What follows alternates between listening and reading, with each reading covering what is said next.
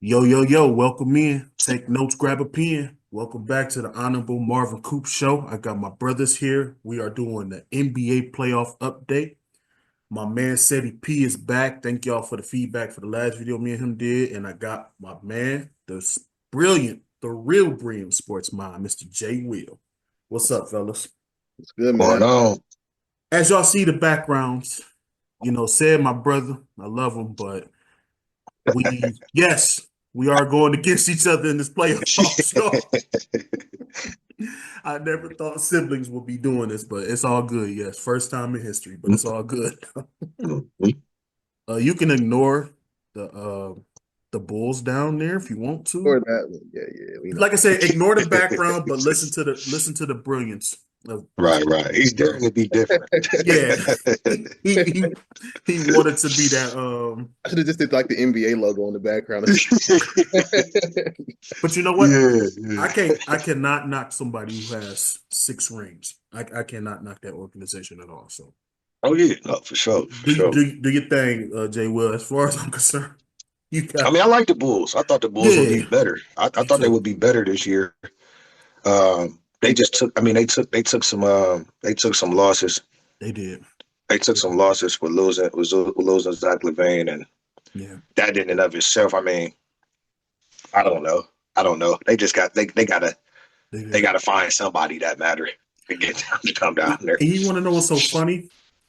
That I forgot that Patrick and Tyrese was in the same draft class, Yeah, and Wait, I and don't know. Wait, Bulls why you got to remind me of? and Bulls picked You didn't have to remind me of that.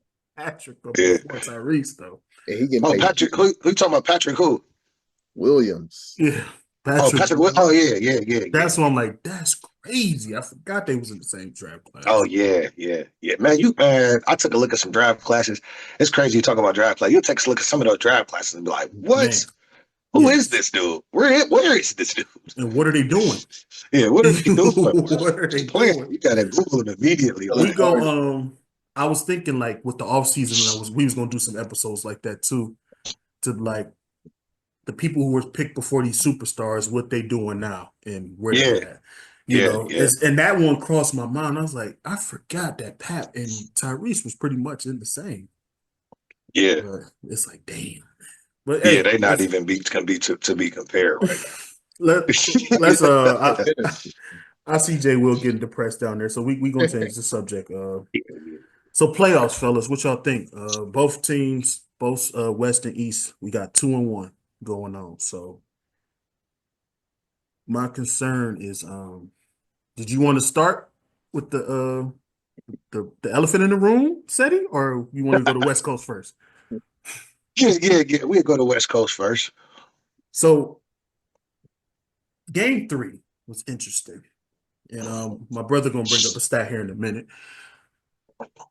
Was that a message sent from the Timberwolves, or do y'all feel like they can take it to game 6 or 7 and beat the Thunder, or y'all feel like it's just one game and it's gonna be a bloodbath? Like, what y'all think about that? The 2-1 so far. I don't want to count the Timberwolves out right now because I Right. think at the end of the day, I always talk about the Timberwolves as being the best team in the league when it comes to adjusting. And I feel Yeah. like we've seen that this entire series. When Anthony Edwards got out, they learned how to adjust and they beat the Golden State. Um, in game one, Timberwolves versus Lakers, they were down a bit. They were able to come back and they were able to adjust. They are so good at finding your weakness and attacking it. Once they learn from that, they can go off. But my thing with this Thunder team is that they don't have a lot of weaknesses. So Right. even though I think it was a really great game from the Timberwolves in game 3, I don't know if it'll be enough to kind of, change to shift the momentum because they really need to go and win game 4 as well. So I'm just not convinced just yet that the Timberwolves can kind of come back in the series. Right. Yeah, I think they've come back. You know what I'm saying? It's I think that type of win against that type of team, um, it has to raise questions for even those fans. right. You know what I mean? That's even one for those fans that I mean, because A loss is a loss. When we talking about conference finals, losing by 43, I think that's a big. I think we can't undermine that type of statement. That's a heck of a statement being made as far as that stat. And like I said, I told you the other day, every single series, and this isn't just conference finals or finals, every series ever in any NBA playoffs where a team has won by 40, that team has always won the series. Incredible stat I've never heard, but I was like, wow, it kind of aligns with how how dominant of a victory that was. So when we say about getting back in it, I think that they've cemented the fact that they are not out of it at all. Right. And with that type of victory, when we talk about the word adjustments, that was adjusting. Because I don't want to take. I mean, obviously, I have to say, okay, everything wasn't going right with OKC, but I mean, 43. I mean, that's crazy. I don't think that team. I wouldn't know. I'd have to look it up, but I don't think they've taken that type of beating. I don't know what the most they've lost by this year is. Period. But I doubt that they lost by 43. Man. I mean, they'll be that. How many losses did they have this year? 15? Just about 16, 17? 16, yeah, somewhere around there. So yeah, that was scary, man. If I was an OKC fan, that type of win would scare me. I say that. 68-14. Mm-hmm. Oh, 14, yeah. Wow. So pretty much the best in the NBA overall. Mm-hmm. Mm-hmm. And Cedric, that's where I think one of the thing about the Thunders, I feel like their biggest downside is their youth. And I think we see this in the playoffs. I think as great as this Thunder team was, I thought talent-wise that they should have beat Denver in 7. Some of those games against Memphis shouldn't have been that close, especially game 3, game 4. Some of those guys really, really struggled. I wonder if that's going to continue to be like a nudge on them, if that makes sense, because like I said, we can sit here and talk about age and how great they are, but at some point in time, you have to look at veteran leadership. You have to look at who's been in these moments before.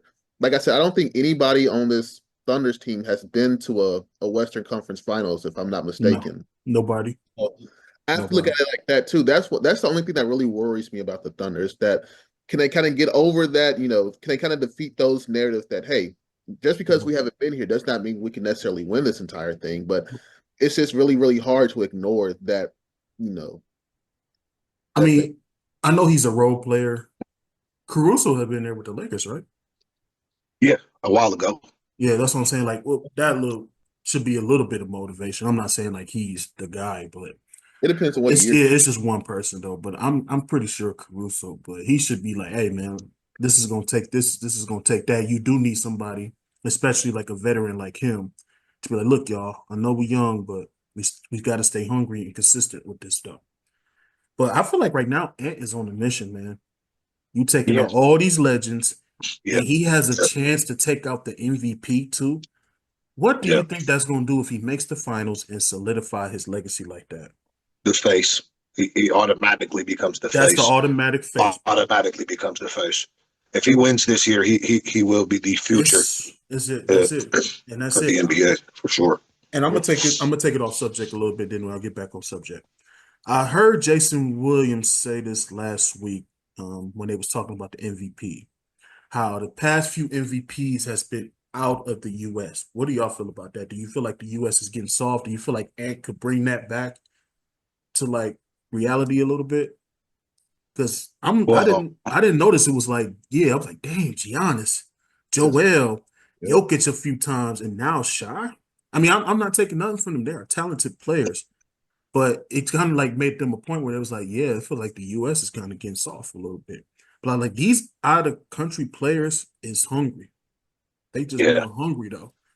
So what is their skill sets are so defined. Yeah. When you think about out of the country players, it's like their skill sets are so defined. As long as they do what they do while winning, they'll always be, candidates for MVP. You know what I mean? And it's just what they can do. When you think about even all of the overseas players, like they're unstoppable in at least one area, if not like Jokic more than one area. People like Giannis, like Shea, who can just, who literal skill set is getting to the foul line. Facts. It's like, so that's Yeah. literally like a huge part of his skill set. So yeah, I just think they're just coming in with more defined skill sets. They've always had that, but with the integration of the way the game has changed as well, and how it allows for big men to showcase skills even more. Um, that being said, it's actually even surprising that a true point, like a point guard, won. You know what I mean? Because who's the last point guard to win the MVP? I think Steve Was it Steph? Nash. Oh, No, was Steph. it Steph for it? My Yeah, I bad. think Yeah, it was Steph. Steph was the last one to get an MVP, even though some people don't even look at him as one. You know what I'm saying? So it's been a while. It's not really it's hard for a point guard to win MVP. That's very, very hard, in today's age. So yeah, man, I just think their skill sets coming from overseas are a little bit more defined. They start playing professional. People like Lucas start playing professional over there at 16 and 17. It's just they're good at what they're good at. So it makes sense. Yeah, I think for me, I feel like also just in general, I feel like the world has just caught up. We look at the 1980s, 1990s basketball, like when we watched the Olympics, the dream teams, how they were just blowing teams out the water. Mhm. I feel like, the NBA has done such a great job in the past couple decades of trying to stretch out basketball into other smaller regions, whether that's in like Africa. And Serge Ibaka, one of the big main parts of African, the NBA spreading towards more so of Africa is because of him. We're watching them spread to Russia and all these other small parts of the country. And now I feel like it's kind of paying off because now we're kind of seeing guys from those same regions where the NBA has kind of like planted a seed in start to blossom. And now we're getting the Jokic's, the Antetokounmpo, the Luka Doncic. I feel like, whether that's what the NBA necessarily wanted was like, stars from like all different parts of the world, because as we know, the NBA wants an American face, right? Right. I mean, just kind of set in stone. But I just kind of feel like the NBA has planted basketball so well across the world that now it's getting to a point where, I wouldn't be surprised within the next like 2-3 decades where America ain't running basketball anymore. Mhm. Like I'll go as far to say that. So at the end of the day, I think basketball is just catching up around the world. It's becoming bigger and bigger and bigger. And I feel like I'm gonna chime in on this real quick. I also feel like when you watch Giannis, Embiid, Jokic, Luka, and Shad, they don't change their games at all. Yeah. They have the same game that they came in with. Then you have somebody like a Trey Young, a LaMelo Ball, who's changing the game for the organization, which I feel like is kind of like bad in my opinion. Because when you watch film on them, the only thing that really changed with Giannis, he hit the gym and he got stronger. Yeah. But somebody Yeah. like, and I'm gonna take this back to '05, where Yao Ming didn't change his game for nobody. It was just the fact that, he was just injury prone. But I'm like, dang, that's what some of these American players need to do is to stick with the game that got them to where they was at instead of just changing to, like I said, it's just an opinion. Maybe I could be like wrong or Yeah. No, something like that. if I would just even say something, but I just feel like overseas players are more. I think when you get an overseas player, you kind of want him to stay. Like Yeah, what we saw you do over there, do that over here. You know exactly. what I'm saying? Like Exactly. you're even seeing that with Wemby, because I never thought that a Spurs, you know what I'm saying, any type of Spurs coaching, Right. whether it be Pop or not. I never thought I'd see an NBA say we're okay with a 7'5" dude shooting 9 threes a game, and Exactly. they're like okay with that. Like he keeps doing it. I'm like, oh, they Mm-hmm. don't mind him doing that. And so, yeah, that's true what you say, that they're letting him come over and say, hey, we you were shooting threes over there. Come shoot them over here. I don't agree with it. Right. I don't agree with But that even that style of play. like Pop, shout out to him. He's gonna be truly missed. That's why he's one of the GOATs. Because he made it known to draft these NBA players like that. Timmy. Mano. Oh yeah, You know, and they yeah, stuck yeah. with the same game. That's what The made them originator. winners. That's what Yeah. made them winners. They That's had a what whole made them the Euro time. team. Exactly. Yeah, That's a crazy whole Euro work. team. Yeah. Whole Euro team. I You know, think. also though, like Mhm. not to cut you off, You especially with good? overseas players, the main change I've seen recently, and this is not saying this is necessarily a bad thing, but a Yeah. lot of these guys from the USA, you know, back in like the 90s, a lot of these guys like came straight out of poverty. Like basketball was like really the only thing they had. Like it was Right. either take it out or you know, you kind of back in that bad area. Nowadays, I'm Mhm. kind of starting to see a trend where a lot of these basketball players they're going to AAU. You can now make money in high school. You know, Yeah, so yeah. they come from Crazy. much better places. Which I'm saying, like I'm saying, I'm not saying that's necessarily a bad thing. I love that, you know, for the especially for the black community. But you know, a lot of these overseas players, a lot of them really come from nothing. If you look at Jokic's story, if you look at Giannis's story, if you look Mhm. at Luka's story, a lot of these guys' stories is where it's just you know they were out in the field, you know, doing work, you know, trying to earn that extra dollar to you know feed their family. Yes. I feel I like agree. overseas basketball, when they come over here, a lot of these guys are just more hungry for the success and they'll do That's anything to, true. Mhm. you know, to make it work. You know what That's I'm saying? true. Because they're still looking at the NBA, not the country. They're still looking at the NBA as what it like. They're still looking at the NBA as the epitome of basketball. Right. You know what I'm saying? When in America we got YouTube basketball players making. I know some that's making. You know what I'm saying? It's Mhm. so many Yeah. avenues for you to make money in basketball. So many leagues. You know that they're doing. They even got the what's the one with the Ice Cube doing? Is he still doing that? Big three. Yep. He's still Yeah, around. the big three. You know what Big I'm saying? three. It's just so many avenues to where it's like from overseas, there's still nothing bigger than the NBA. I mean, here there's still nothing bigger than the NBA basketball, but you can still make hundreds of thousands of dollars in basketball Mhm. outside of the NBA as opposed to overseas.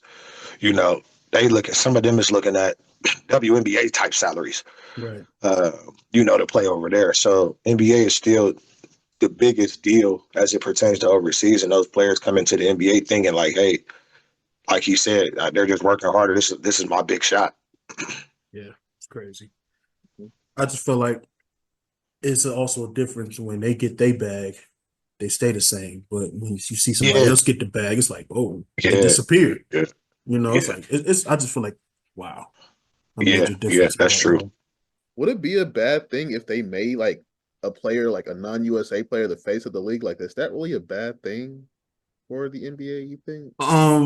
At one point, Jwill, a few years ago, I would have probably said no because they're losing a lot of revenue overseas now. You know what I mean? So I feel like that's probably why they wanted to do that to bring that overseas revenue back to the NBA and stuff like that. But I feel like it shouldn't have lowered it because of all the international players that we have from around the world. You know what I mean? So Hmm. I would be, I just love sports. I Yeah. have love for football and basketball. And if it's some competitiveness going on and people stay consistent throughout these years, I don't mind somebody international or American being the face of the league. Just be consistent with it. Don't just have one good year and then be shit the next couple of years. Hmm. If that makes any sense. Yeah. Just my honest opinion. Yeah, I mean, I think the face obviously at this point because we are transitioning out of the LeBron era. Right. Out of the Steph era, we're transitioning out of that. And so obviously, as they're looking for the face, and they're looking for somebody young, someone who they can see that's going to have longevity, somebody Mhm. who has that kind of takeover. I think Ant fits the mold. So I Yeah, I think think Ant, so too. he just fits the mold. You know what I'm saying? If there was somebody Yeah. else overseas who fit the mold more than him, then I would talk about that. But I think as far as just fitting the exact mold, he and Ant is what 25 Oh yeah. 23, I think. and 25. Yeah, so I think he fits the mold as far as the new era. He fits it perfectly. I agree. I agree. So let's get back to it. He's only three. Yeah, Oh, he's 23? 23. 23. Damn. Yeah, he Oh yeah, he definitely fits the Woo! mold. Then, like, yeah, he's perfect. Like, wow. Dang, this is his prime right now. Okay. yeah. Yeah, Um, I yeah. think he's like 19 then or something like that because I feel like he's been in the league for a minute. yeah, that's what I was saying. It's like his third year, right? his fifth. He was It's drafted. like his fifth year. Yeah, he been there for a minute. So yeah, he was drafted when he was 19. 2020. Yeah, I forgot about that. Oh, okay. That's crazy. So what do the Timberwolves need to do to win tonight? Like to even it up, be on the safe side, and maybe win the series. And what do you feel like Oklahoma needs to do to stay on top and win the series for them? Like I know it's a confusing two-way question, but Go ahead, take it away. Y'all can take it away. I got you. All Sorry, right. yeah. I feel like for the Timberwolves right now, you need to build off of that momentum from the last game. You got a big 40-point blowout. Just don't let it get too over your head. Continue to kind of thrive. Make force turnovers because I feel like the only way you're going to beat this OKC team is if you force turnovers. Even though this is a team that, once again, they make very few mistakes offensively, but in game 3, they made a lot of mistakes. I don't think necessarily they need to shut down SGA because let's be honest, that's not really even a possible thing to do. It seems like just you need to keep guys like Chet Holmgren out of the occasion because game 1, game 2, he's been really, really efficient as an offensive rebounder, and he's been really good at putting up those second chance points. So you kind of need to limit that as well. I also think you may need to put a little bit more pressure on Jalen Williams. Just in the games that OKC has struggled in this playoff series, the main games that they lose is when he does not show up. And he's had some really bad games in this playoff series. He's a young guy, but it shows at time periods. So if I'm OKC, first thing I do is keep that momentum from game 3 and also make stops on Jalen Williams and Chet. That way, if SGA, if he puts up a 30 ball, there's no really other offensive effect on that OKC team. Now, if I'm OKC, my main thing is to eliminate game 3 from my head. Like, just wipe it out. I think you make the correct adjustments. Once again, limit the turnovers, and then you need your hot hands to be able to, rely on that second option in a Jalen Williams. Continue to dominate the glass because let's be honest, Gobert, he has not been really game 1, game 2, he was horrible. Like, I only think he had like 3 points and like 6 rebounds. So if I'm OKC, the main thing I'm looking to do is I'll attack the paint more because watching these 3 games, honestly, even yesterday or the other day before, Minnesota has not had an answer so far when it comes to stopping, like scoring in the paint. So once again, I know I'm saying a lot, but if I'm OKC, I continue to attack the paint, erase game 3 out of my head, limit the mistakes. Yeah. Yeah. For Minnesota, I think I said first on the previous episode, I said that the 3 ball would be huge. I said that their ability to make the 3 is going to be huge, and that's what they did last game. right. They shot very well from 3. I think almost everybody who shot a 3 made at least 2. When you have when they're shooting a 3 ball and everyone is shooting the 3 ball well, it's tough. It's tough. It's tough to beat them. I mean, when you got Randall, Nas Reed, Jay McDaniels, and all these people are actually hitting at a good clip, then you got somebody like DiVincenzo, the specialist, from 3. Then you got Mike Conley, when they're hitting the 3, I don't think there's a recipe to beat them. Right. I honestly don't. I don't think there's a recipe to beat them when they're shooting the 3 good. So transitioning to OKC, they have to defend the 3 better. They have to believe them. You know what I mean? And I think that Rudy Gobert will be less of a presence because now that they see, hey, they're gonna try again to shoot the ball like that today. They're gonna try. They're gonna go for. We were shooting a 3 ball good, and even speaking of Rudy Gobert, I don't even think he's been playing like 20, somewhere between 20 and 23 minutes. Yeah. So, whatever you can, that's not, we understand what the NBA is anyways. You know what I mean? As far as big men are concerned, Yeah. Rudy is for all intents and purposes, a throwback center, especially defensively, offensively as well. But he doesn't really have an offensive skill set, and they're not looking for that either. You know what I mean? They play how they play. They play at that pace, and the 3 ball has been big for them all year. And so I knew that they were going to lean on that and to lean into that.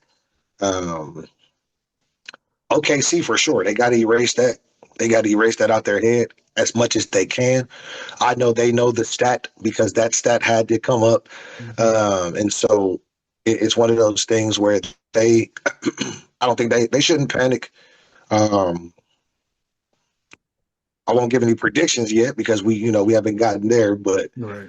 but yeah, it'll fall in line with my original or our original predictions. You know I what feel I you. mean? So yeah, I think that if they're shooting at three like that again, I don't think there's gonna be an answer because what that does for the penetration that Ant can get when they're shooting the three ball good is pretty tough. And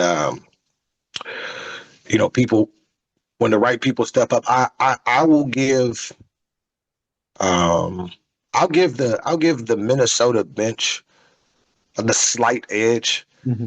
I'll give them the slight edge. It's just too much inexperience coming off of OKC bench. Yeah. Um, you know what I mean? Like you got Wiggins and Isaiah Joe. I don't know if did Isaiah Joe play that much last game? I don't think he played that.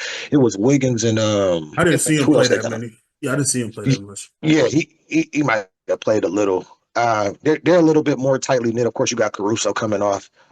He's solid for what they ask him to do. But I think when you got people like DiVincenzo who can actually come out and actually play point guard Yeah. legitimately as well, definitely a sniper. And what he's able to do to kind of keep that offense flowing the same way. There is no flow when SGA is not out there. It's not the same because it's just his creation he's able to create at such a level it can't be duplicated by anybody else. Right. Of course, it's the same thing for Ant, but the only difference is Ant isn't the point guard. You know what I mean? It doesn't have the same effect that it does when SGA is out because he's actually the person who has the ball, most of the time. And I mean, at this point, I don't think there'll be a game where we see him play under 38 minutes, 37, 38 minutes in any game for the rest of this series. Right. So he'll be in, that's for sure. I'm gonna be like my man right here and be the eyeball, like that Bulls Yeah. background here. Um, so I'm gonna answer it like both ways, pause. I feel like it's going to be the battle of the superstar, whoever wants it more, between Shy, between Ant, but also with the Timberwolves side, I see Ant's leadership showing in the next few games. Shy's going to have to really be that leader and be like, hey, you got to tell your backup, this is what you need to do. When I'm not on the floor, like my man just said, you have to be aggressive. And who is your backup point guard? You got to push him. You're the MVP now.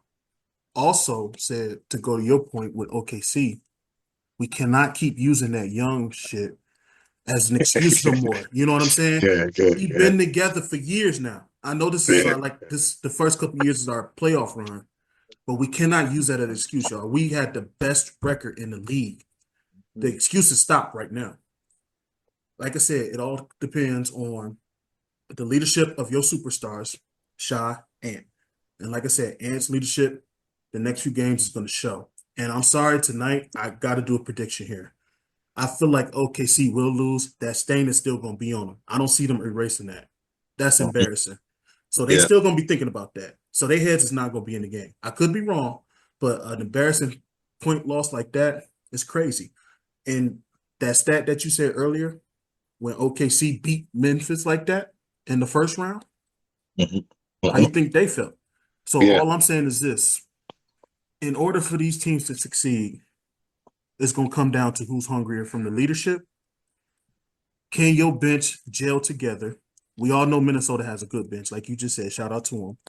But OKC, you have to stay consistent like you've been doing all year. And I've seen both of y'all, and I mean literally both of y'all this year play maximum security defense. So it all depends on what defense can show up. Coaching is also a thing too. It's going to come down to coaching as well. And shout out to both their coaches for making good adjustments. I mean, I know OKC stayed consistent all year, but shout out to Minnesota's coach as well. at one point we was saying, I mean, I don't know about you said, but me and Jwill was saying, is the Timberwolves even gonna make the playoffs? Can they even make the Mhm. play in? Because at one point they was from 8 to 7 to 6, and then all of a sudden you skyrocketed. So shout out to Minnesota's coach for making adjustments after the All-Star. So it's also gonna come to coaching, like I said before. But as far as like I said, that young and experienced stuff, man, we gotta stop that, y'all. Mm-hmm. Let's get out here, handle our business. We got an MVP on our team now. So that young shit is out the question to me. Yeah. That's just how I feel. I just feel like I said before, I've seen these two play crazy before. And this is why I Yeah. say this is a good series. So for OKC to win, your bench has to step up, play some good defense. And like I said, your coach has to make some serious adjustment. Like I said, I know the stain is still going to be on y'all tonight. I don't expect y'all to win tonight. But brush it off, head back to OKC for game 5, handle your business. Yeah. Far as Minnesota, this might be it, y'all. I think the consistency is going to start now. Yeah, well, it's gonna have to. It's going to They're have to gonna have start to now. continue to shoot the three that same way though. Yeah. You know, I think game one Ant was like 1 for 9. Which is, That's just not that was embarrassing that's just too. not a recipe. That's not a recipe that's gonna get them there. And that's the thing. Like I think that at this point they've created kind of a, like I said, I see the Rudy Gobert being less and less effective, playing even less and less. You know what I'm saying? I think his minutes will probably go under 20 for these next few games. Um, and I think that they're just going to try to live. I think they're going to try to live by that 3 ball. I don't think it's a bad idea. It's just that's the game plan they're going to have to go with, because if it's working, they really can go on serious runs. You know, like they did the other day when everybody's shooting the 3, because they have so many people who shoot the 3. And then when they put Nas Reed in, it's 1 through 5 can shoot the 3. Yeah. So And I'm yeah, glad you. it's just Well, I'm sorry. I'm glad you no, you brought that good. up. I'm glad you brought that up because at first I'm thinking like Rudy Gobert could be the key player because it's a mismatch with him or Shet or anybody. But now it's looking like he really is kind of like the eyeball out there. Because when you bring in Nas, when you bring in Julius, I'm like, oh, ain't no way Shet can keep up with these guys. Mm-hmm. So I was pretty much wrong about that. So I could see the minutes going down, like you just said. You might want to look at that, coach, if you're watching this. Yeah. Just But saying. Rudy Gobert has always been that type of guy in the postseason to where like sometimes he'll start off strong, but then when teams start to Mm-hmm. out, it's almost like he's like a weakness defensively, and it's so weird because Yes. Rudy Gobert is a 4-time DPOY Player of the Year. I mean, he's supposed to like kind of show up in these moments, but it's kind of crazy to me. Like when we talk about him right now, it's like he should even see over like 20 some minutes a game. Like it's crazy sometimes to see how much he can be a non-impact in certain games, and it's kind of Yeah, just I think it's just the difference with playoff basketball. It's just Mhm. it's just especially with the matchups. I think they need him out there, so that he has to be out there, especially when in any team that has 2 7-footers, Mhm. he's gonna have to be out there at some point. You know what I mean? But Yeah. um, it's they're always going to be giving up offense while he's out there, because they're not systematically looking for him. You know, there's no type of they don't implement anything where we're looking for Rudy Gobert. You know, Right. unless we can catch him with a lob or something like that. There's nothing to where even when you look at Hartenstein, they're looking for him sometimes. Mhm. You know what I'm saying? Like they're actually looking for Hartenstein sometimes. So it's just different. They're not looking for Rudy Gobert on offense, Yeah. and you know, it makes sense to me. It makes sense to me. I don't think that the style of play to look towards Rudy Gobert to implement him in the offense is something that they need to do. I don't think it makes them stronger. yeah, but it's True. just those things for like they pay him so much money. Like he gets paid like I think $200 million contract, something like that. Why? It's look and for him to like Yeah, that type I'm of actually not familiar with his contract, to be honest. That's oh, crazy. yeah, I think he got a nasty contract. I'm not gonna lie to you. But here's the thing. Why would you get somebody like that who's been kind of like lazy these past few years in the playoffs? I mean, look at the first and second round. You kind of like struggle against teams who didn't have a big like that. The Lakers didn't have a big. The Warriors didn't have a big like that. So right now you're not known for your defense. Right now we just looking at you as a joke. The guy who caused the COVID to shut down a few years ago. That's what we looking Yeah. at you as. It's like Gobert, you getting lazy. Where is this four-time defender that we known for all this time? Like it's just getting crazy. Like you have to step up, man. You can't be coming in here giving up these points like that. It's not good. And for you to struggle against no namers in the first two rounds, it's bad. That's bad. That's just my opinion. Yeah, I think at the end of the day, man, even outside talking about Gobert, the one thing I love about this series is that both teams have a lot of elements that they can use to their advantage. Like Yes, I they was do. watching Game 3 the other day, and I saw Mike Conley out there, and I was like, man, he is playing some elite defense right now. Like, Yes. and it's crazy because I promise you, I've stood next to Mike Conley. That guy, he's got to be like 5'11". You know how they be kind of lying about NBA. He real short. He real So I'm short. watching Yeah. this kid go up and like He real in the short. paint, like blocking center shots. And I'm like, Conley is playing with some aggression. Like you can tell he really wants to win because he's never Yeah. made the finals in his career, in Hmm. Memphis and Utah. So like I can tell he really, really wants to be an impact on that Minnesota team. Yes, sir. Yeah, there's definitely the conversation of who does this series mean more to. Mhm. Um, and I think that edge, if that's a real question, you know what I mean? Who Hmm. wants it more? You know, Yeah. Who wants it the more? famous Mark Cuban conversation. Exactly. If it comes down to that, I would give the edge to Minnesota as well. There, I think they not necessarily want it more, but when you talk about people like Mike Conley, who is what's that year? He's probably in year, I don't know. Mike Conley got to be in like year 14, maybe Hmm. 15, somewhere around there. You Yeah. know what I mean? So, yeah, definitely. And he's a starter, so it means a lot. You know, it means more um, to win a championship as the starting point guard of a team. You know, that's a huge deal. Yeah. It's going to be huge for his resume as well. And you know Yeah. what's crazy? This is the other night. That was Mike Conley's first ever conference finals win in his career. Like his first. Mhm. Memphis has had some decent teams, Yeah. but Yeah, first ever win in the conference finals is crazy to me. But yeah, the yeah, but the way he's so passionate about the game, it makes me seem like yeah, he wants it more. But and like I said, with him, he hasn't been there, and he's been in the league for damn near 18 years. Mhm. hmm But that's what I like. That's what I'm saying. Like he's not using that as an excuse though. He's just gonna go out there and do what he got to do. So he's super hungry for it, and that's what yeah, OKC needs to do. That bench needs to do that. Mhm. So yeah, ain't no more of that. Inexperience, we young, f all that we got here.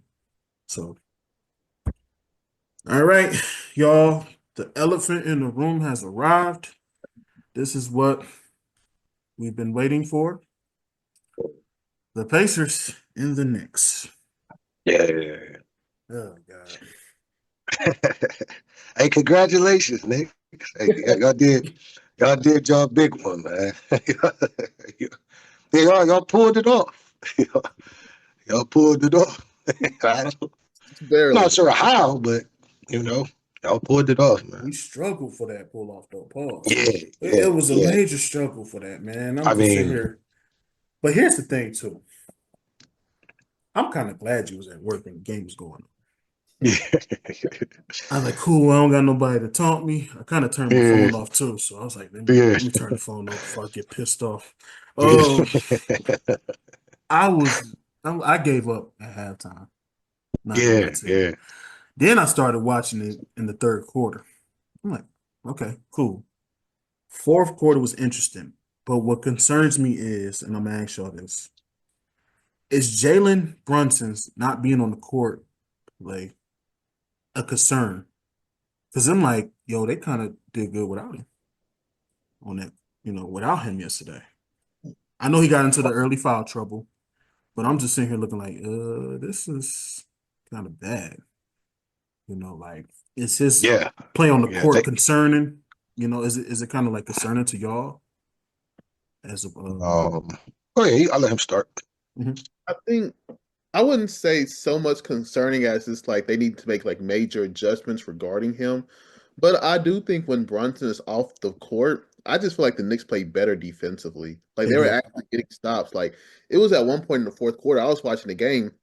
Mind you, this Pacers team offensively is beautiful. Like they play so well offensively.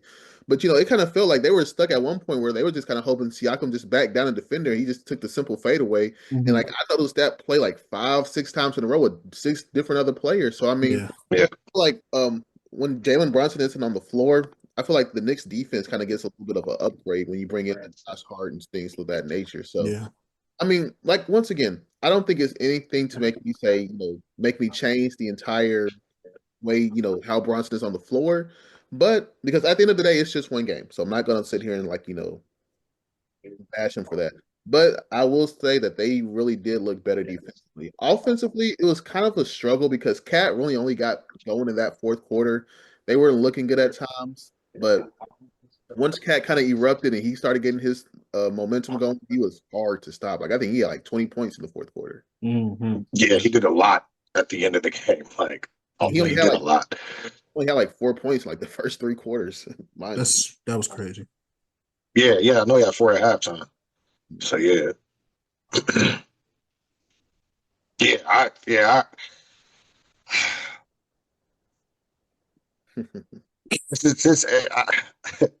I expected them to lose. I expected the Knicks to lose.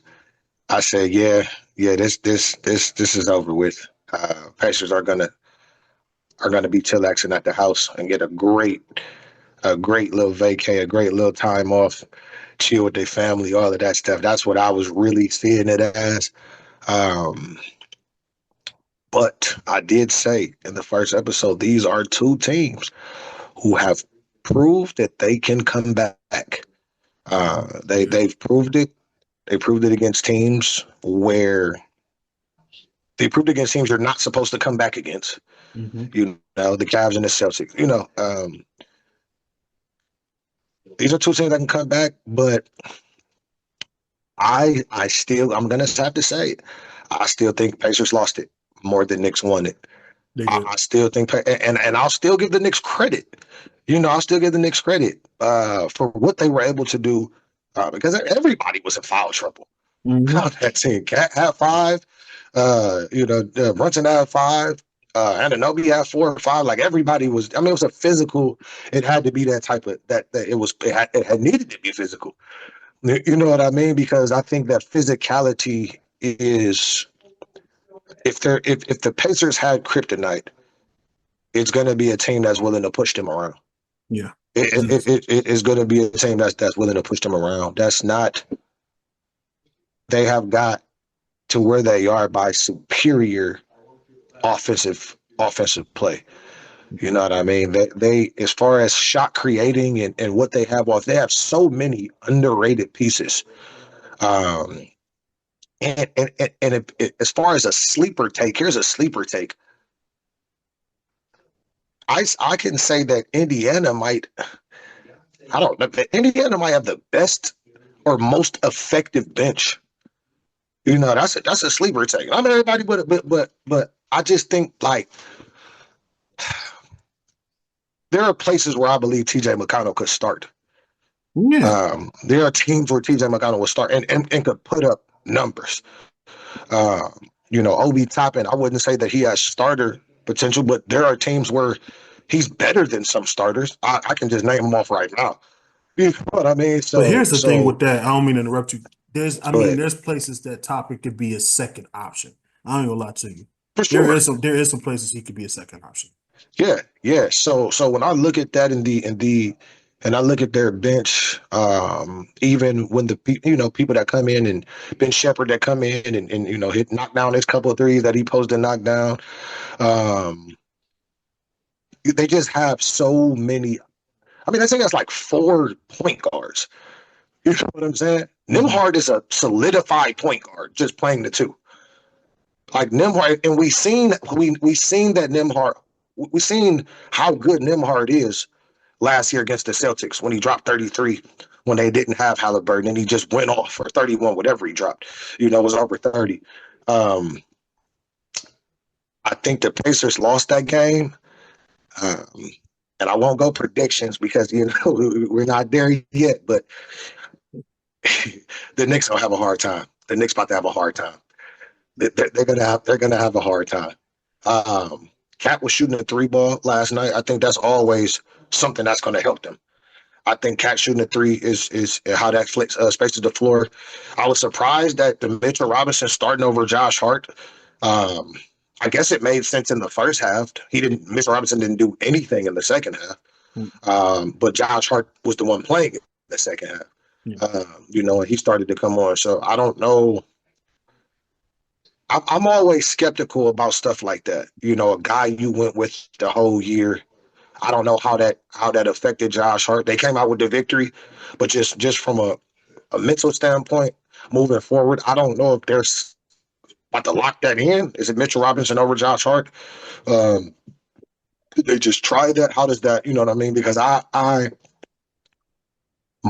personally, I don't like that. I don't like that. I think Josh Hart should continue to start. Mitchell Robinson has played some good games. It's different. This isn't a Kuminga situation. Yeah. You know what I mean? Because Kuminga got played. He was playing the whole year. He was, you know what I'm saying? Y'all brought Jimmy Butler and then y'all just literally threw Kuminga to the back burner. This isn't that type of, we have a Mitchell Robinson who play, he's been playing good, but what Josh Hart has meant to this team, Josh Hart last 10 triple doubles this year? Like what Josh Hart has been doing for this team, I don't know how he took that. I guess he took it with a grain of salt. I don't know. I just don't like that in itself is the type of stuff to where I'm like, yeah, y'all lucky y'all got that one. So, that's kind of my take on that whole thing. I think Pacers lost more than the Knicks won. Yeah, I agree with you. I mean, like I was kind of saying earlier, like the shot selection for the Pacers in that second half was kind of just like eerie. Like before Yeah. like in the first half, like they went on like a crazy 15-0 run. Like they were getting stops, they were creating turnovers, they were shooting very, very well, and it was getting to a point. It was like, man, yeah, this series kind of over with. And then we kind of saw they kind of slowed down in the second half. They weren't hitting their shots, not getting those same stops. We saw Cat once again take off. It just kind of felt like the Pacers in their mind felt like they already won the game. Yeah, that's what happened. Yeah. Come back and take that game because honestly, there should have been no way that the Knicks came back and won that game at all. Not in Indiana. No. Yeah. No. Mind you, I've been sleeping on this Pacers team. I'll say it again since preseason. Like I did not think this team would do this well. Even I don't think I thought they would lose to the Bucks in the first round. I thought they was going to lead to Cleveland in the second round. So I'm not going to sit here and act like the Pacers are not just some trash team or whatever.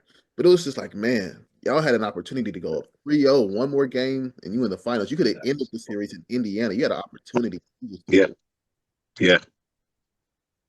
Yep. My turn. Yep.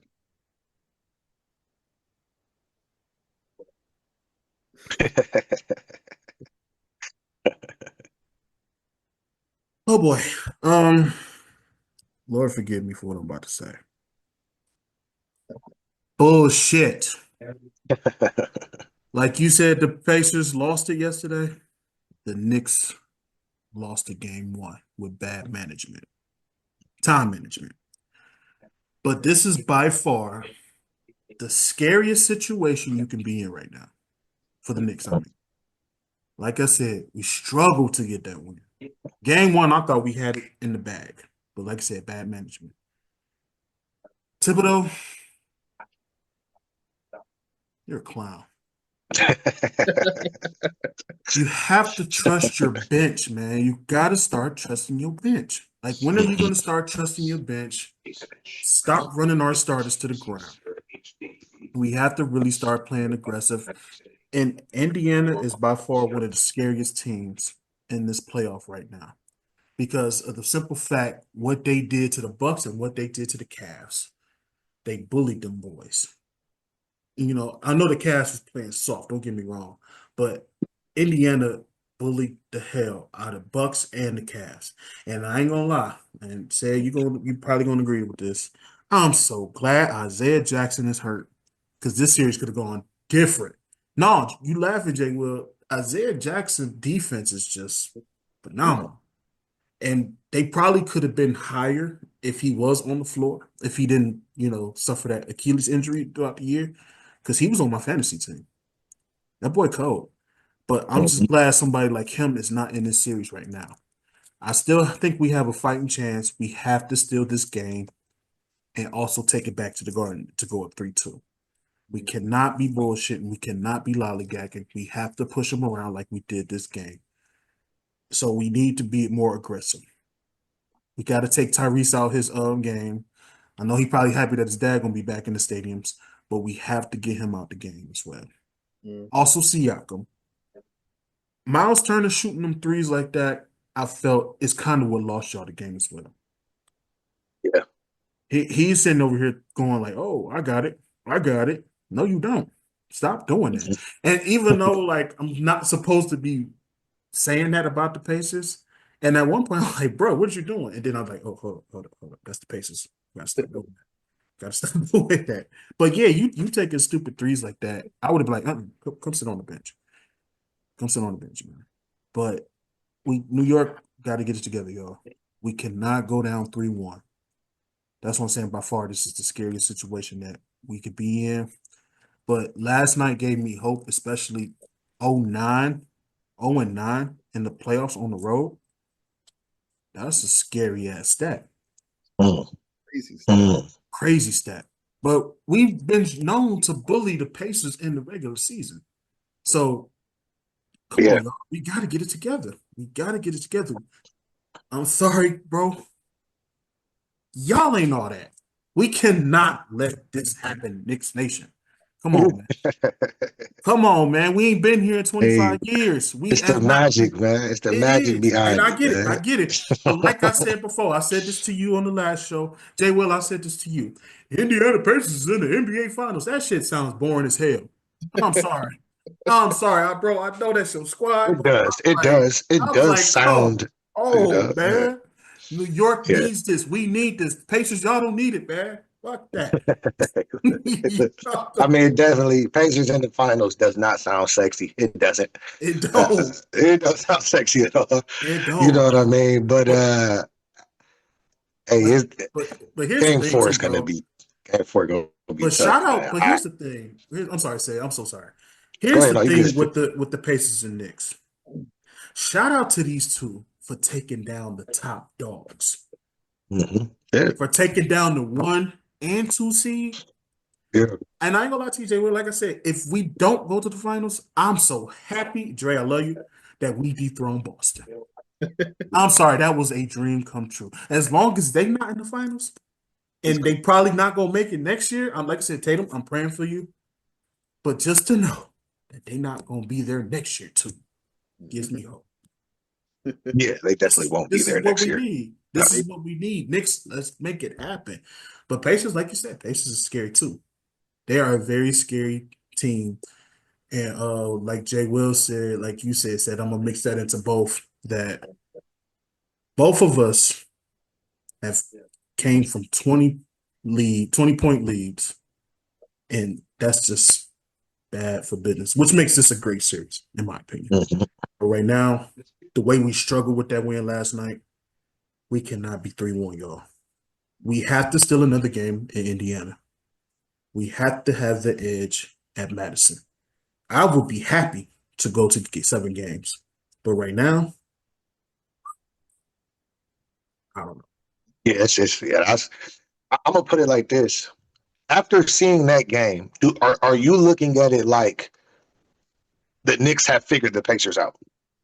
Honestly, no, I don't look at it like that, bro. And this was gonna be my next question Mhm. to y'all. Who should panic more, the Wolves or the Knicks? And right now, I'm looking at the Knicks. The way you won yesterday, I felt like you said, I'm agree with you said. Pacers lost. Yeah. Pacers shot themselves in the foot last night. Mhm. Just like game one, Knicks shot themselves in the foot for not having better game management. Do I still, because of that said, I do have a little hope with that. But it's just the fact that, damn, it's a possible chance that we could be down 3-1. because I just don't see the Pacers letting them come in their house again, back to back, doing that. Nah. They haven't figured the Pacers out. No. The Pacers didn't intend for them or didn't foresee them sticking around and continuing to fight. Yeah. And that's what they did. And they fought long enough to find themselves back in the game. And at that point, momentum was with them, and they found a way to do it. But by no means do I think that. See, the difference is this. I think the Timberwolves figured OKC out. Me too. And this aligns with our prediction. We'll talk about that then. You know what I mean? So I think that they figured OKC. It's always a point at which OKC gets figured out. And we've seen it last year with Dallas. Mm-hmm. Like, they figured them dudes out. Like, and it's like, and once they got figured out, they couldn't beat Dallas at all. Like they couldn't win another game. You know what I'm saying? That was a 4-1 series, right? Yeah. That was 4-1. Yeah, so they couldn't win another game like once they were figured out. And I just think I think they've been, I could be wrong. I think they've been figured out. As opposed to the Pacers, they didn't figure them out. they didn't figure them out. Oh, yeah. They gotta win. It's gonna be very, very tough for them to win game 4. I mean, Yes. if they win game 4, we got a real conversation on our hands. But I can't see that though. So tonight is Timberwolves, right? Tomorrow is the Knicks. Yeah. Tomorrow is Tuesday. Yeah, Tuesday. If the Knicks win tomorrow, I'm gonna need to talk to y'all. Yeah, on Wednesday. Yeah, for sure. I ain't gonna lie to you. We're gonna have to do another show. Because I ain't gonna lie, I'm gonna be pumped. But also there's gonna be some concerns with what the hell happened. I'm hoping that happens. Because y'all my brothers are. I love to do this shit with y'all. But as of right now, I agree with what you said. That's why I said tonight is gonna be a stain on OKC. And I got a weird feeling game 5, they're gonna still win in OKC too. And that could possibly lead to them going back to Minnesota and winning in 6 games. Mm-hmm. Like you said, I think they figured it out. But like I said, with the Knicks situation, I'm going to have faith because that's my squad. If we do pull it off, pause. I don't care if it's by 3. Let's win game 4. Mm-hmm. That way it's even. Now it's a fresh start. Yeah. Yeah. Because you have to wipe, because I'm sorry to cut you off, Jwill. Yeah. Game 2, we were stained. That overtime loss game 1 was bad. And I was like, yeah, we about to lose. And I called it too. I called game 2. I was like, yeah, we about to lose this one too. Mm-hmm. It's bad. I was like, game 1, we could win it. But when we overtime, I'm like, we about to lose game 2. I still can't believe that shot. The game 1. I don't know how that shot kind of ricocheted. I don't either, Jwill. I don't either. That was crazy. And what's crazy, shout out to my Uncle JJ. He called me this morning and was like, who do y'all need to depend on more? Who's going to be y'all dependent? Cat or Jalen? I was like, man, no, ain't no picking nobody. They both going to have to be together. They both have to come together, man. I don't care if they both got to drop 40 apiece. They need to both be involved in this game. This is like right now, this is do or die. I know it's only game 4, but right now it's do or die right now. Yeah, I agree. I still feel like, just to answer your previous question, I think the Timberwolves is more scary for them only because if you lose this game right here, you lose in Minnesota, you got to play game 5 in OKC, which your back's already against the wall, and I don't know if you can win at OKC. So I feel like if you're Minnesota, I feel like game 4 is a must win. Like you have to win this. If you lose this, go ahead and get ready for Cancun or whatever you want to go to. But so you pretty much saying that both teams need to win game 4. I wouldn't say both. I just feel like because I still have confidence in the Knicks if they lose, just because I think if it goes back to the Garden, they can maybe make some noise and maybe steal another one in Indiana. But I just feel like for the Timberwolves, if you end up losing this game today, I just don't like your chances at all. You would still have faith if they go down 3-1 in the Knicks? I'm gonna save that for predictions. No, answer the question. No, that's pretty much what it sounded like you just said. I honestly, okay, let's go ahead and talk about it. For the Knicks, just say yes or no. You would have faith in them if they go down 3-1? The Knicks? Yeah. Yeah, 100%. When's your birthday? I'm gonna buy you something. Thank you, because you're giving me a little hope now. Wait, I'm gonna get your birthday when we get off here. I got you. I'm gonna Look, send you something. just because I guess we're about to go into this phase of the conversation, anyways. Hmm. My original prediction was Knicks in 5. Obviously, that's been written off the table. Yeah. But I'm gonna still be honest with you. Even if the Knicks lose in Indiana, something in my mind is just telling me that the Knicks will still win in 7 for some reason. So that's what I'm kind of rocking with as of right now. Please. I just feel like the Knicks have too much talent. They have a lot of firepower. Like even if a Jalen Brunson doesn't necessarily have a good night, you can still count on the Michael Bridges and OG. They Yeah. just have many pieces that can, just have a hot scoring night if they want to. I know Michael Bridges have been kind of consistent at that like 16-point game, but Mhm. I really like his game. I just really think that the Knicks could pull this off if they want to. Now, obviously, it all comes down to defense because if the Pacers are playing that, magical offensive style that they've been playing in game 1 and game 2, then that's going to be very, very hard to beat. But Yeah. I think this is going to be a gritty 7-game series, in my opinion. I hope you're right, Jwill, but it's just the fact. I know Opie ain't nothing to sneeze at, but just the shit he's been saying, like, this will be the best revenge story. They gave up on me years ago. Stuff like that scares me. And for a player to only score, I think he only had 8 last night, but Mhm. for him to still be aggressive and play defense the way he did scares me a little bit. People like him, Benedict, all them guys that are no Yeah, namers, but can yeah, still shut people down. I know we have the talent, Jay. Will. I agree with you 100%. On paper, we should destroy the Pacers. But guys like that who've been consistent on defense all year scares me. Yeah, You know what I'm saying? Like even a sleeper, Quentin Jackson, who's not even like playing like that.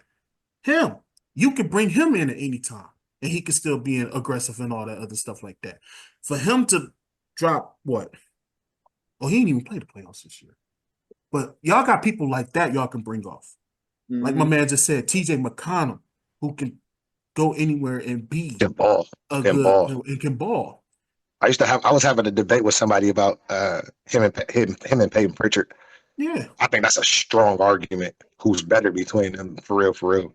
I I'm just gonna think go with Peyton Pritchard. McConnell. I'm gonna go with Yeah, I McConnell. just think Peyton Pritchard plays more. I just think he gets more minutes. I'm gonna That's say just this what it too. comes down to. I'm gonna say this too. Said I don't even think it's about the minutes. I think it's the market you was in, the attention that Exactly. Boston was getting, Hmm. and the less Hmm. attention that the Pacers was getting. That Yeah. McConnell didn't get looked at for a 6-man award. Hmm. And this is not biased, people. Everybody knows me. I dislike Boston. I hate them. I hate their franchise. I hate their fan base as a person. But for Pritchard to get that 6-man a year award, he played good some games. I'll give you that. But it's some games you look at, he's shitty as hell. yeah, And especially like I Yeah. said, McConnell to get overlooked, the guy from Cleveland, uh, Max.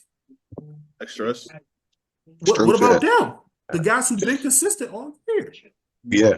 Yeah. So that's what I'm saying. I just felt like it was the market, it was Boston, it was the past champs. That's I felt like the reason he won the 6-man award. And this may be a hot take. Pritchard shouldn't have won that. My opinion. No, I don't think so. I'm just gonna put it out there like that. But I just think the reason he won is because of the breakout performances he had this year. Yeah. I think he had like 38 one game this year. He had like some crazy games this year where and I think they highlighted those games to where it was like he had some because he averaged like, I think he averaged, I want to say he averaged like 16, 17, whatever. Yeah. You know what I'm saying? Like he got the numbers, but it's because of those breakout games. It wasn't because like he's coming in doing this every game. It was because like he threw some 38, 30, 29, 34, 36-point games in there, mingled in with some 7.6.5 point games. You But know what here's the I mean? thing So, too, bro. How many 30-point games did he have? yeah, it wasn't a lot. It wasn't a lot. But I So mean, you got to respect anybody that come off the bench and do that. he had I a mean, few, right? He had a few, yeah. right? But here's the thing. You didn't play both ways though. You could come in there and score, but I'm talking about McConnell who maybe had one 30-point game. But look what he's done off the bench, who can average over 10 points, plus play defense and still get the team involved when Tyrese is on the Solidified bench. point guard. That's Solidified what point I'm guard. If he saying. started, he'd get 12 assists a game. Easy. He'd be the assist leader Exactly. in the league if he started. And I'm talking about over Exactly. Trae Young, over everybody. Dude can come in with 20 minutes and get 6, 7 assists. Like that, Exactly. he's just a real facilitator. And he can get a bucket as well. Yeah. You know what's crazy though? Like, not to Mm-hmm. cut you off. You good. T.J. McConnell, his entire career has been underrated. I don't even know if people know this. You know, he is like one of two players in NBA histories to come off the bench and have a triple double. Exactly. I don't That's know. what I'm saying. He's always been that aggressive player in Philly. He was that really key defensive guard that they could count on. And it's kind Right. of crazy. Honestly, if we're talking about bench players from like 2020 to now, I feel like T.J. Yeah. McConnell, you could arguably say he's been one of, if not the best bench player in the NBA, just because of how much Yeah. Yeah.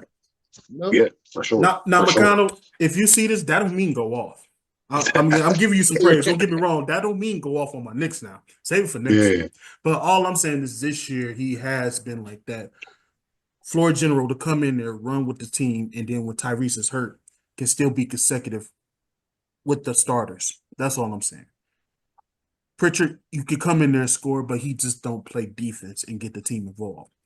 He get the ball and just shoot and just run back the other way. You know. Now some games I'm on Prize Picks. Shout out to him. He did win me a few. But all I'm saying is that yeah, you got to be consistent with it, bro. I think that, and I think we talked about it. Siakam, man. That's the X factor. Siakam is the X factor. If you don't follow basketball, you don't really know the effect that he had on that Toronto championship. Mm-hmm. But we're not talking about 1 and 2. We're talking about 1A and 1B. With him and Kawhi. That's how much of an impact he had on that championship in Toronto. Yes. He was playing. That's kind of when he actually came on the scene and became a bigger name. Oh yeah. When I was like, this dude Siakam, nice. Like, exactly. This dude nice for real. And so when you got just that much talent on that team, and then somebody like Siakam, because at the end of the day, when it gets to going tough, you can see them looking at Siakam like, hey, he is somebody they go to at a time where it's like, hey, get a bucket. And he has more of a bag than, a lot of guys his size. You know what I mean? So I think that I just think I think it's too much. I think they're too much for the Knicks. I think they're too much for the Knicks. And how they've grown defensively is probably the most underrated and not talked about enough story. Because the Pacers was trash defensively a couple years ago. Mm-hmm. I'm talking about trash. If they didn't score, the only thing that was good about the Pacers a couple years ago is they could score more than you. And that's kind of what they lived and died by. Now they can score more than you and play defense. You know what I mean? So with that being said, I just it's too many go-tos, man. It's too many go-tos. The confidence that Halliburton is showing right now. I feel like they're really operating with the nothing to lose mindset. And they've already come much further. You know what I'm saying? Like, beating the Cavs was so far. I mean, that very few people had an expectation for them to beat the. I don't even know if they were expecting to beat the Cavs. I don't know, like, organization-wise, did they come into that like, yeah, we gonna gentlemen sweep the Cavs. We gonna 4-1 the Cavs. Like, no, it's not the way you thought that. They're using that as ambition. We just took out the number 1 seed, y'all. So that's what I'm saying. This is a scary situation for the Knicks because they have that ambition right there. But here's the thing: the Knicks should too. We just took out the champs. Yeah.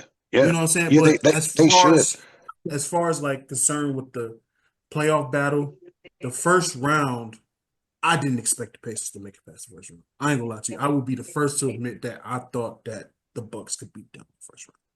So you had to beat a Giannis. You had to beat the number 1 seed to get there. So yeah, they had a good tough playoff run. I give them that. But like I said before, it's just ugly work, nasty work. If these fools make it to the finals. That's all I'm saying. Yeah. It don't sound good. And like I said before, you can't I think so many of us want to kind of underrate beating the Cavs in that fashion. Like that was a big deal. I mean, Cavs wasn't really showing Right. real weaknesses. I mean, I said all year, I think this is a regular season team. I did say that, Mm-hmm. but they still didn't show any real weaknesses for them to be beat like that. Was just really, really a surprise. Um, if we talk about the Cavs, I just think coming off the Heat, I think they held the Heat victory in too high of esteem. I think that's what that was. They kind of looked at that like that was a big deal when we know it wasn't a big deal. They didn't even know how to implement Aaron Wiggins into that news. That's a whole different. I mean, Andrew Wiggins, they didn't know what to do. So I think they kind of looked at that and just wasn't ready for the type of. I mean, it's almost like the Pacers are showing up in the playoffs. You know what I mean? Like they played well during the season. They played good, but it's the way it's looking now is that they're looking like dominant. Mm-hmm. They're looking dominant, and they have the type of team today. They have the prototypical NBA team you would want today. Yeah. You got the 1 through 5 can shoot the three. You don't want all of them shooting three. You don't necessarily want Siakam shooting threes all the time, but He can though. he can. But he And can. that's You know the what I'm scary saying? part with Siakam. And I don't want to keep giving him praise because I don't want him showing up. It's just the fact, like you said, on that 2019 scene, Yeah. this was a guy who was overlooked by a Serge Ibaka. And he Mm-hmm. came in there and took that man's spot and won a championship and Mm-hmm. helped contribute to a championship. I'm not saying doing that now. Don't get me wrong. Don't, Siakam, stop. But all I'm saying is that players like that, we don't give them enough credit. Yeah. They have the type of team you want right now. 1 through 5 can spread the floor. Everybody can shoot a three ball. Keeping 2 point guards they keep 2 legitimate point guard shot creators on the floor at all time. Mm-hmm. It's a tough team. It's a tough team to beat. What do y'all think about that? Because y'all didn't really speak on it. What do y'all think about the Josh Hart coming off the bench for Mitchell Robinson? What y'all think about that? I felt like I'm reason I'm gonna go first, Jwill, is because it's the home turf. I felt like that was a good adjustment that he could have done right. Okay. At first, when I heard it, I'm like, hmm. Then I'm like, oh, okay. Like you said, it kind of worked a little bit the first quarter, Mm-hmm. but it got away the second quarter. Yeah. He was just trying something new, and I get that. But as far as I'm concerned, like, Moving forward, do you like that? Don't do that shit no more. Okay. Don't do that shit no more, man. Don't do that no more. Don't play like that, Paul. Yeah. Just right now, it's not the time to do stuff like Yeah. you know. He done turned into Steve Kerr 2.0. Heavy Exactly. experimentation. It's just like you wait till you down 2-0 to do this. Like that's a really, really, really risky thing to do at that moment in time. I saw like the rumors at first. I didn't really believe them, honestly, because I thought he was just gonna go with the normal 5. Then I saw it and I was like, dang, what we doing? New York, I was Yeah. scared. Stupid ass. Yeah. Stupid ass. Hey, you can't argue when it results in a win. Unfortunately, you can't argue. Yeah, you cannot argue. When it results in a win, you just got to, but starting doesn't always mean you're going to get the most minutes. But he played a lot, though. He played the whole third quarter. But like Mitchell we Robinson just played the said, entire third, and that was more because of the foul trouble, though. Yeah, but like I said before, like we all said earlier in this program, was it one of those things where he regretted it? Like, oh, damn, this ain't working. Maybe don't you think that's the reason why he won? Because like you said, the first half wasn't working like that. Yeah, because he didn't see the fourth quarter. Mitchell Robinson didn't see the fourth quarter. He did not At all. Until like the end when we was up by 4. Yeah. So that's when I'm like, that was it. Was this a dumbass mistake you just did? Mm-hmm. Because I never know what that does to players' mindset. You know what I'm saying? Yeah. Especially one who contributes like Josh Hart. Right. You know what I mean? Like when somebody contributes on that level, he probably is. He got to be top 5 in triple doubles this year. But here's the thing with that top 10 too, for sure. He tweeted before the game saying, "I'm about the team. Anything to do, anything for us to win." And that's why I respect Josh Hart so much. Yeah, he is about the team. We need to keep that man, sign that man, because he's about the team. He said, look, whatever we need to do to win, if I got to come off the bench, I will do that. And I respect that. Yeah. But Thibodeau, don't do that shit no more. Yeah, I was watching the game and I was laughing because I didn't even realize like how much New York was in foul trouble until I was watching the game, and I was like, is that Larry Shaman on the floor? I was like, what's going on? Yeah, Back in the league, my boy. Point guard, I think. Like, what's going on? Yeah. And that's why Yeah. somebody was like, why are we not playing PJ Tucker? I was like, because he don't match with Indiana like that. PJ Tucker match with anybody in 2025? I don't think so. Right now, he's just a wasted spot on the team. I ain't gonna lie to you. PJ At least in this series. I'm not saying that he contributed. He did Gotta do a contribute. poll. How many people knew PJ Tucker was on the team? Probably real New Yorkers did. We did. Yes. We did. Key space where he's just kind of there for his voice at this point. I don't think he actually Yeah, we got to get it together, y'all. I'll say, and I agree with you about the Cavs. I definitely agree with you on that one because they took that Heat win. I was like, y'all took a bum ass Heat team, and Jwill, I had to say this could have been y'all, could have been but of course we knew they was gonna get past round one. But I'm like, they beat the Heat team, you know. But like I said, they could. Everybody should be coming in with motivation now. Ant should be coming in. I took out 2 legends, 2 of them. Now I'm about to take out the MVP. That should be his reason to win. That's great. He did. But on the East side, it's a toss up. We took out the number 1. We took out the champs. Any given Sunday. I mean, any given playoff series, you know. So it's gonna get interesting, y'all. I can't wait to see what happens. Like it's gonna be a good ride. So I'm hoping and praying we get game 4. Don't call me though. You know, that's all I can say, man. Don't text me either. I'm telling you right now. But if we win, I'm gonna be like, hey, episode, we here. So it's gonna be scary to watch. Pray for me, y'all. Pray for me, man. And Stephen A. Smith, I got this one thing before we get up off here. You're a bum, Stephen A. Smith. You're a bum. How do you have more faith in the Wolves than your own home team? Yeah. What's up with that? Like, I don't get that. It's like, oh man, Timberwolves can do this, but when Molly asks you about the Knicks, you hesitate a little. And I'm like, what? I was like, come on, man. I was like, you ought to be ashamed. This is a person who be yelling, top of his lung. Next beat that. Oh, come on, man. Get out. Disappointed. Yeah. Disappointed in you, Stephen A. Like I said about the Knicks, man. I mean, good team to root for.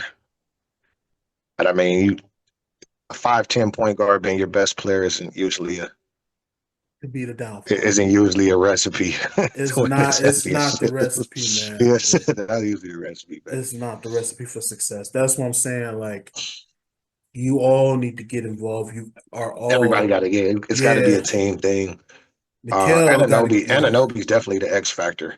You know what he's able to do, but at the same time, he is just a scorer and a great defender.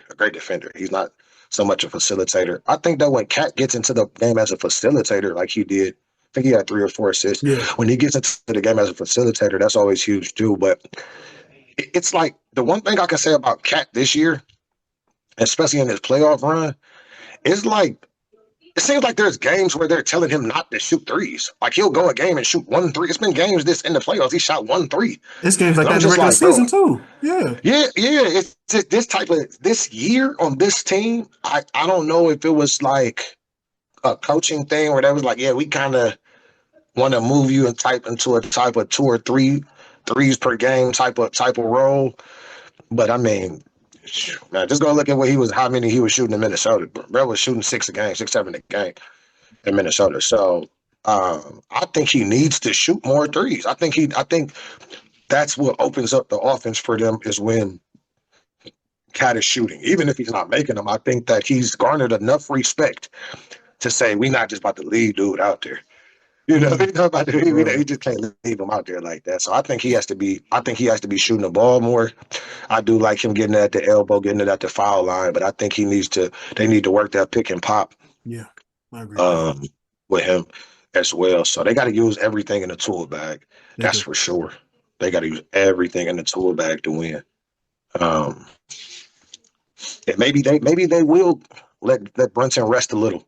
You know, in this series, you know, if that's, I don't know if that's the It's answer. too Maybe late. Too late for that. too late. Keep doing those adjustments. You gotta. You want this superstar status? Get your ass out there. Well, y'all gonna get y'all 7-man rotation, and y'all gonna have to win like that. Speaking of the superstar thing, I don't know if y'all saw on Stephen A's podcast talking about Halliburton, where he said he didn't feel like he was a superstar yet. How do y'all feel about that? Woo! Wait a minute. Say that one more time. Stephen A says that Tyrese Halliburton is not a superstar yet. How do you feel about that? Came out of his mouth after Game 3. I can't.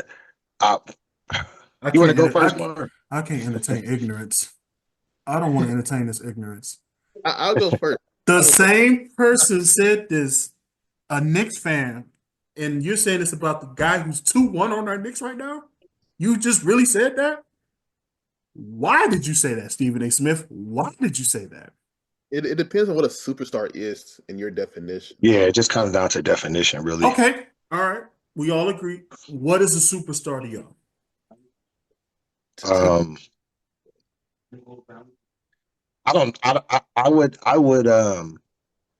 I guess I would be leaning more into agreeing with Stephen A.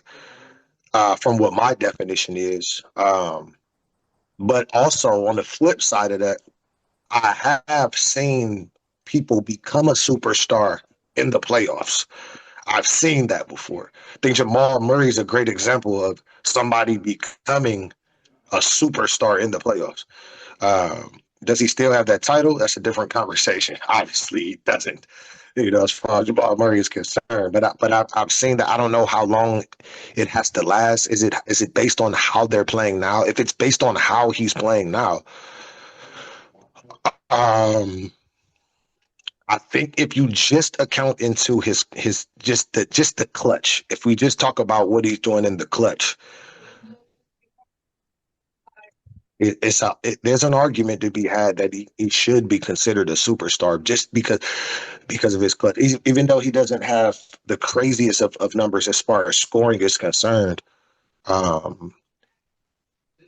we know who Tyrese Halliburton is. I'll put it like that. Right. People know who he is at this point. So do people know who he is? Yes. Yeah. They're getting to know who he is. I'll put it like that. The fact that go ahead, Jwill. I'm sorry.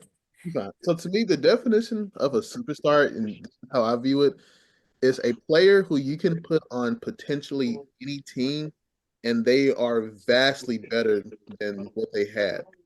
So like if you put a guy like a Jason Tatum on a different team, I think your team will greatly improve. Even just like the vision of your team in general, you know. With that being said, it's tough. I feel like he's teetering. I feel like if you give Halliburton one more season, yeah, I'll be like, okay, he's superstar material because this is like his second, third year of like showing that he can be, that guy. Yeah, it's hard because do you feel like you could start a team and have it centered around Halliburton? I feel like that's where the question really falls in. If you feel like you can build a team around Halliburton to be a contender, then yeah, I'd say he's a superstar. But if you don't feel that way, then I don't know. Because to me, there is a big gap between just a all-star caliber player and a superstar. But like I said, I feel like Halliburton, he's like right there on the edge. And I feel the same way towards like a Jalen Brunson. I feel the same way, even for like Cade. I feel like he's is Halliburton better than LaMelo? Yeah, I'd say he's better than LaMelo. I think so. What makes him better than LaMelo? If you had to answer that. One, I feel like he runs the offense way better. Two, he's healthy. LaMelo is never healthy. Right, healthy. And besides, we've seen LaMelo be the number one option on this team, and the Hornets have gotten worse every single year since he's been there. You know, so I just feel like as of right now, Halliburton is better than LaMelo, just because LaMelo doesn't have that impact Tyrese does at this moment of time. Now it could change. Like I said, LaMelo's one of those guys where he can put up numbers. It could potentially change next year if he can stay healthy. But as of right now, I'll have Halliburton over LaMelo. So, in your opinion, is Tyrese a superstar? He's a future one, not yet. He's on the thin line of where it's like, he's almost there, just not quite yet, in my opinion. He's close. The fact that Stephen A. said this, that sealed our fate right there. He gonna see that. Tyrese gonna see this and see Yeah. that, and it's gonna build him up. The Yeah. fact that we're saying that we're having this conversation that Tyrese is he a superstar or not? No, not Tyrese black ass. I'm talking about the basketball player. No, my fault, y'all. No, this is okay. You just said you could put him on any team, right? Is that what you said a superstar could be? Let's Exactly. not forget, y'all, before he got traded, he kind of was growing with Sacramento. Yeah. Just my honest opinion. That's a start right there. I felt like if they didn't trade him, he could have been that guy on Sacramento. He could have been that number one option. But the fact that they traded him and you brought the Pacers back to irrelevance again, like after Paul George and them, I kind of answers it right there, fellas. Two-time All-Star and you. I'm sorry, you top point guard in the league. Yeah, I think he's a superstar right now. I think I think superstar and franchise player can be interchangeable as far as definition. That's true too. That I is think true those too. can be interchangeable. And if you ask me, is he a franchise player? I'd be quicker to say that he's a franchise player than he's a superstar. You know what I'm saying? So if those Yeah. definitions are interchangeable, then there is an argument for him being a superstar because I'd lean more into him. If the question was, is he a franchise player, then I would definitely lean more into saying yes more quickly to him being a franchise player, definitely. I feel like he can go to another team and do what he's doing. Now, the inconsistent scares me a little bit. I'll be the first to tell y'all because I had Tyrese the past years on my basketball fantasy teams. He could be an inconsistent ass person. But as far as like what he's done for this Pacer organization when he got there, I salute him. I really do salute Tyrese. Good guy off the court. And like I said, does off the court stuff matter too? Does the off the court stuff matters if you're a superstar or not? Does that define you as a superstar? The stuff you do off the court? I believe in other sports it does. So why not basketball? Not basketball. I said why not basketball? I said so okay, I believe in yeah. other sports it does. When we look at especially boxing, like Muhammad Ali, Right. you know what I'm saying, and things like that. What people did off outside of the sport has also kind of made us look beyond their record sometimes. So I like. I believe I agree with bro. Yeah, he's definitely moving into the place of superstardom. I mean, we think about superstars. Well, I mean, how many superstars would you say are playing? 15, maybe, if that. It's a lot. Is there 15? Is John Moran a superstar? I was going to say, I feel like because of his off the field issues that he's not a superstar because it's had such a bad impact on the Grizzlies. Oh yeah. He and there you go. Because sometimes off the court can affect your superstar in a negative way as well. Sometimes it can help you, sometimes it can hurt you. And for him, it's his superstar is affected by the question of how important is basketball to you, bro. So that's what I'm saying. The how important the game is. That's why I'm saying Tyrese is a superstar because of what he does for the Indiana community, for what he done for the team, the way he cares about, even like him having a bad game, he could still be like, all right, it was on me. Take full accountability and stuff like that. That's what I'm saying. I respect him, and I think he's from Wisconsin. What he does in his hometown as well is.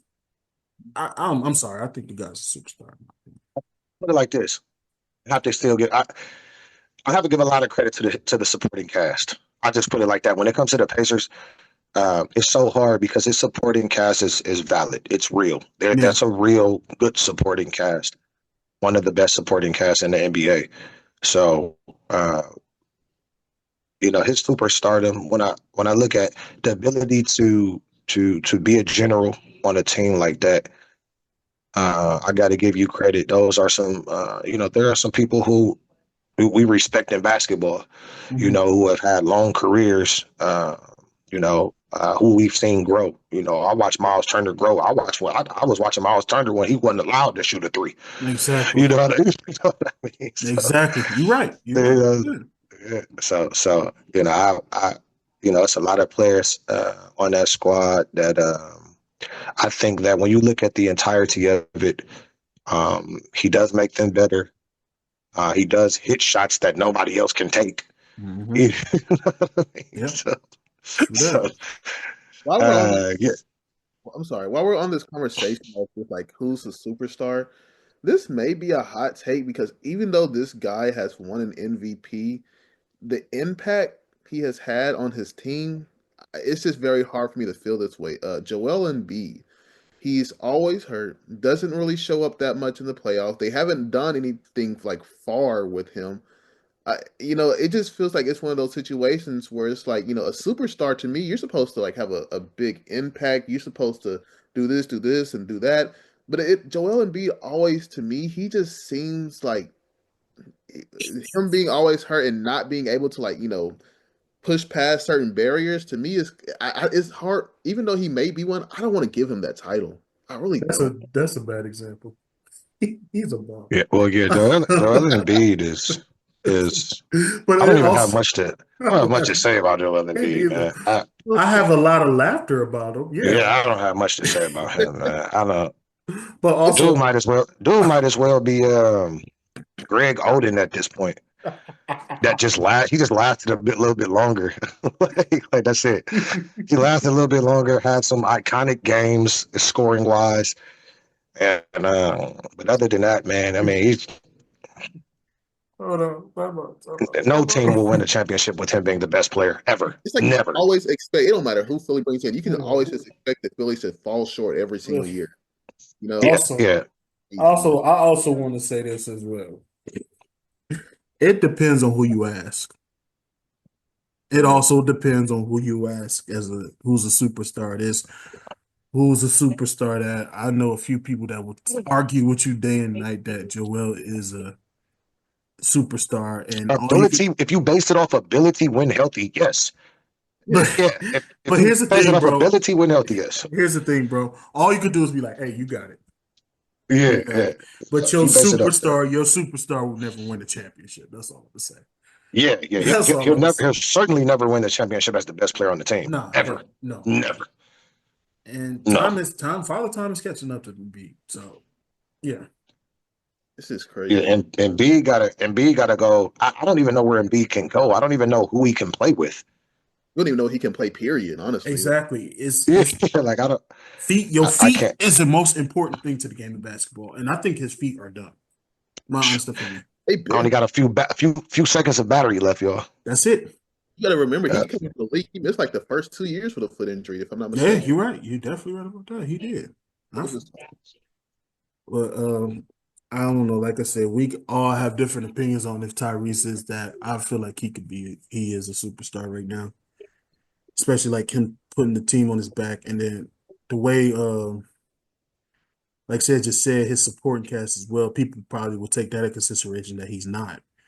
But also we all have to remember that people call Paul George a superstar and he had pretty much had the same supporting cast as well. But like I said, I feel like off the court, on the court, off the court can make you superstar status. He's real popular in Indiana. They love him. The fan base love him. So I'm pretty sure that considers him a superstar as well. yeah. Two-time All-Star. I don't know people if All-Stars can make you a superstar or not. But yeah, I would give him that title, you We know. need to have an episode when the season's over, like who is an all star, who's a franchise player, and who's a superstar. I feel like that'd be a really good show, honestly. Hold up. That'd be a good conversation Hold up. Let me write that down. because I feel like people we need to talk about it because some of these guys are getting the superstar brand that I don't necessarily like. Like I had a homie the other day telling me Julius Randle was a superstar. I'm like, what are we talking about? Who? Like Julius Randle?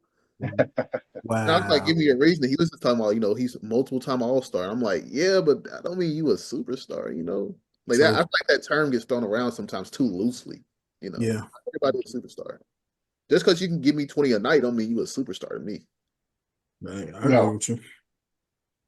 no. Like that's why I said. I think if a person's a superstar, it's interchangeable with a franchise player. So if I ask myself, is Julius Randle a franchise player? Obviously, he's not. Hell no. He's not a franchise I was player about at to say, all. you saw that. No, no, no. I'd give Cat. I'd give Cat a nod as a superstar before I would Julius Randle.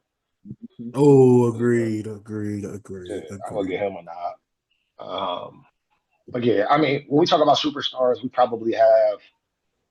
I'm going to say no more than 15. I don't think there's more than 15 superstars in the game right now. Okay. And then some of those are just based off of some of those people are really just based off resume. Some of the people that I can still call superstar. If I really just based it off of the last 5 years, it's probably less than 10 people I can call a superstar. I I think agree. you can give somebody like I think you can give Trey Young superstar. That's debatable though, but I'd give him superstar. Um, That's a tough one, I think honestly. it's pre. Yeah, that is a tough. Like I said, that's debatable. I'd give it to him though. I think they could have went way further if Jalen Johnson didn't get injured because that was a huge blow. Yeah, that was a huge blow. If you don't follow them, you don't really know how much of a blow that was. Um, so yeah, I'll give him that. Um, it's only big man wise. I'm only really going with Jokic. Um, That's all we really can go with I for got real. yeah, superstar wise. I Mm. can't give no other big man. AD Well, I is mean, Giannis, of course. Yeah, yeah. Honest. But that's it Well, like I said, that's gonna be a good show idea. for Who's sure. who's a superstar, who's an all-star, who's a franchise player. Yeah, that's So good. once the season Yeah. over with, that's a good show right there. That's gonna be interesting. That's gonna break the internet. Well, anything else, fellas, before we wrap this up? I don't. I'm panicking. Hey, we going. We going. We going. Yeah, we gonna keep it. We gonna keep it. I'm gonna keep my prediction the same. Uh, Minnesota Pacers. That was my original prediction. I think Minnesota has figured it out. I think they figured it out. I think it's gonna show today. I don't think they're that's gonna a, beat them that's that bad again. that's a So ugly. That is the ugliest finals I ever seen. Do not yeah, expect me yeah. to watch that shit if that happens. But go ahead. Go ahead, Jay. Yeah, no, no, I get it though. I totally get it. But that's what I see. That's what I I see for feel the you. finals, and I feel you, bro. uh, I do see Minnesota. I do see Minnesota. I don't know. I see that going seven.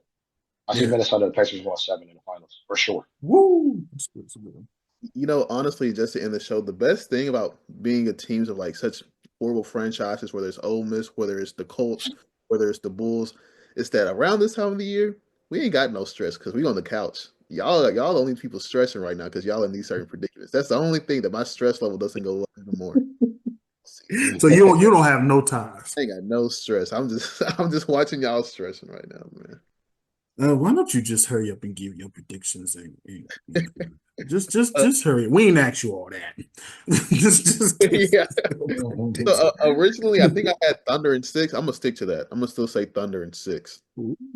But that's with also the hope of Minnesota winning tonight. If they don't win tonight, then I feel like it's gonna go five. As of right now, I'm still leaning Knicks in seven. I'm sorry. I really like the Knicks. I feel like they can get it done and make it to the Thank you. Thank you, and Jwill. also and, kind of like we were saying, like, Pacers Timberwolves potentially is such an ugly final. So I wouldn't be surprised if the NBA stops that from happening in general. So Thank yeah. you. I hope so, Jwill. No, real talk. No, that's I'm for real. I'm gonna stick with my Timberwolves and Knicks because of what me and my brother said on the previous episode.